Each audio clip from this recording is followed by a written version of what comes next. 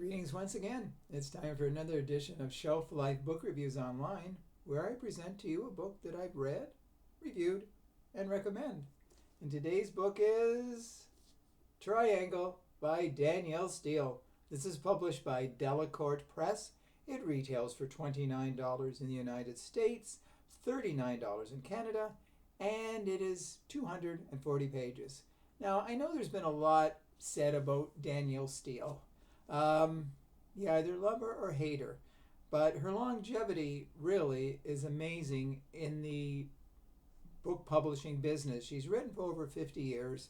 I think they've lost track of how many books she's put out. Hundreds, 100, I don't know, 150. But she's always a reliable writer. Now, some people say you read one of her books, they're all the same. Okay, usually romantic books do have a common theme. Characters are very similar. Now, I should admit this, but I love Hallmark movies, okay? And people say they're all the same too. Well, fine, but at least they're entertaining. And what I look for in a book, not to be overly critical, is entertainment. And Danielle Steel, Triangle, is very entertaining. It revolves around a woman. She's almost 40 years old. She's 39, and her name is Amanda Delano. She runs an art gallery, and she's never been married.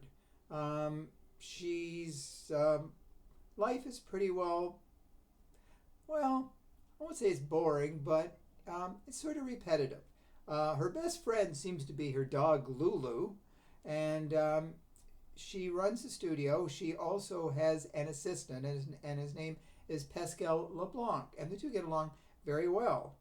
Now, what happens is she meets a man by the name of Olivier Saint-Elban, and he's a very well-respected man, and they meet at a dinner, and he promises to come to her art gallery. Well, he doesn't. But they meet again later, and so they do start to date.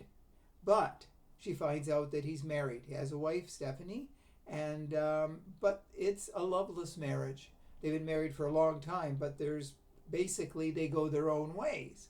But she's sort of hesitant to really commit to him because at one time she was with a man when he was married. So there's conflicts, but into her life comes another man. His name is Tom Quinlan, and they dated 20 years ago in New York when they both went to NYU. So they went their separate ways. Now they meet again, and he wants to pick up where they left off, but she doesn't want to. Now, what also happens in her life, she goes back to her apartment, and she finds out it's been broken into. But the only thing that's stolen was her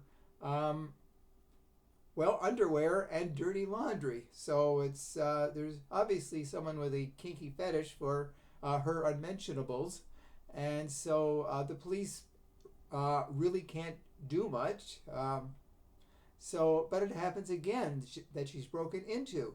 Now we start to wonder who the suspects are. Now at the art gallery, a man by the name of Johnny Vegas, who had his art there, he was fired, and it was by Pascal fired him, and he was really upset. So they wondered if he was doing this out of revenge. So there's a lot of suspects, a lot of interesting things happening. There's interesting revelations. There's threats, obscene phone calls to Amanda. So the book is very involved. It's not just a simple boy meets girl, falls in love.